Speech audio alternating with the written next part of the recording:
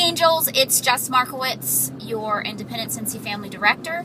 I'm driving right now, but I just had a thought and I don't want to forget about it, and so I figured I'd put my cell phone in my dashboard, click record, and get my thought out.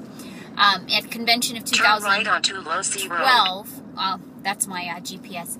In 2012 at the Cincy Family Convention, there was a lady that... in 2 miles, turn left onto East Craig Road.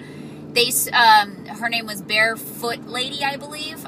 Anyways, she said, think it, ink it. So this is my way of inking it. Anyways, okay. Basket parties. They could be the bread and butter of your business. They can be the icing on the cake. They can also be a pain in the butt. And so the point is to never stop doing them and getting baskets into people's hands. And you're not always going to have a successful basket party. You're probably going to get at least one basket back a month that doesn't do anything or barely does anything. I'm actually on my way to pick up a basket, and it's across town, about 45 minutes away, and it really sucks. And she didn't do anything with her basket. So, she was young, and she was actually a waitress at the Bahama Breeze where we went to dinner for leadership. And so the way I choose to look at this is, you know what? I was proud of myself because I got her information. She's now a part of my contacts. She's actually very excited to order from me. But she's young. She's going to school. She lives with her parents still. She basically, you know, no matter how much I coached her, she didn't understand the concept of bringing the bag everywhere she went. Every time I checked in with her, she was like, oh, I forgot it, or oh, it was too much to bring on the bus because she doesn't have a car. I didn't know that until, you know, later, which is my fault. I didn't ask the right question. I didn't ask her if she has her own car. That's something that we think that we kind of take for granted, that everybody has their own car. So, you know, making sure you ask the right questions. And so we always can learn and are always growing. I've been in the business for 2 years, and I can't tell you how many basket parties I've done in those 2 years. A lot. And so this is the first time this has ever happened as far as finding out that my hostess doesn't even have a car.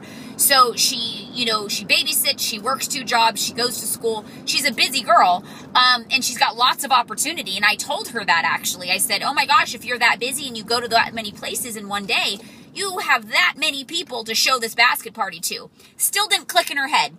So don't beat yourself up. I'm not going to. I'm going to be proud the fact that I got a basket in somebody's hand. I challenged myself because I was in a restaurant full of Cincy consultants, some of them superstar directors, and I'm the one that got her information, and I'm the one that basically booked that basket party. So to me, I'm going to look at it as a positive thing. And again, she hasn't bought Cincy. Turn left onto East Craig Road. She hasn't bought Cincy in over 4 years, since she was in high school, she said. And so now I'm her Cincy consultant, and she even said it herself. She said, I'm sorry about, you know, the outcome of the basket party, but I'm really happy I met you, and now I know where to get my Cincy from. So here's the thing.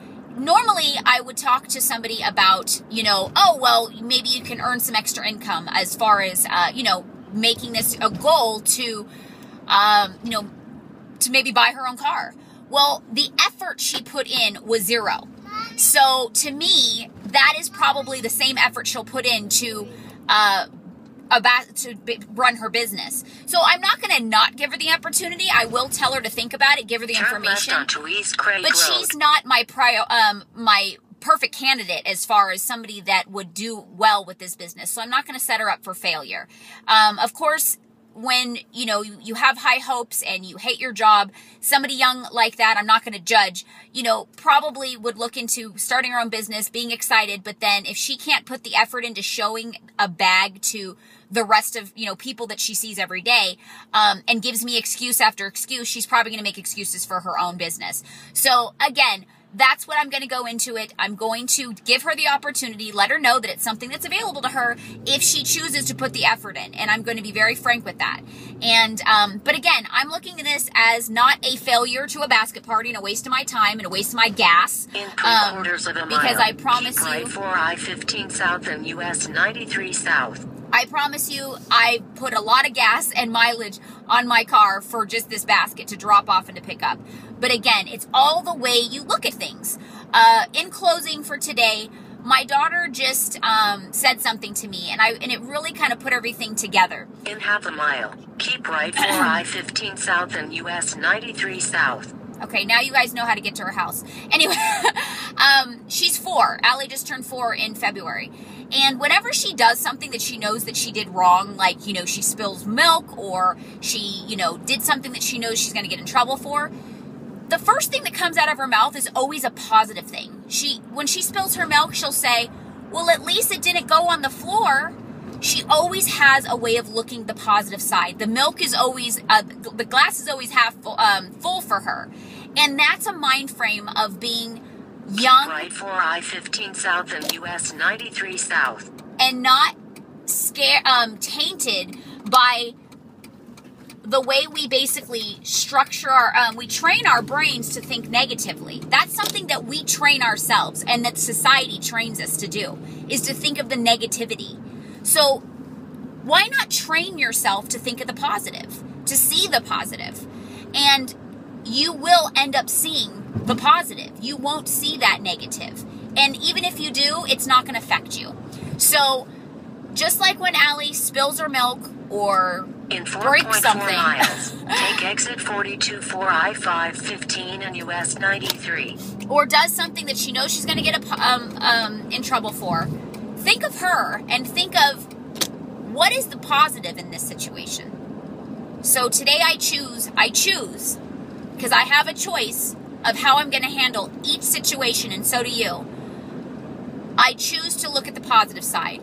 There's one more person that I've shared Scentsy with, and that is a future customer and possible consultant. And you know what? She may end up hosting again when her circumstances are different. Her mind frame's different, her circumstances are different, whatever that may be. But I can choose to give up on her and look at her as a failure of a hostess, or I can look at her as it just wasn't her time. And she wasn't ready to take on anything more. And that's fine. We all have lots going on, and sometimes we can't even wrap our brains about adding something else to our lives. So make it a positive day. Make sure all your choices are to see the positivity in each circumstance that happens in your life. Until next time, have a great day.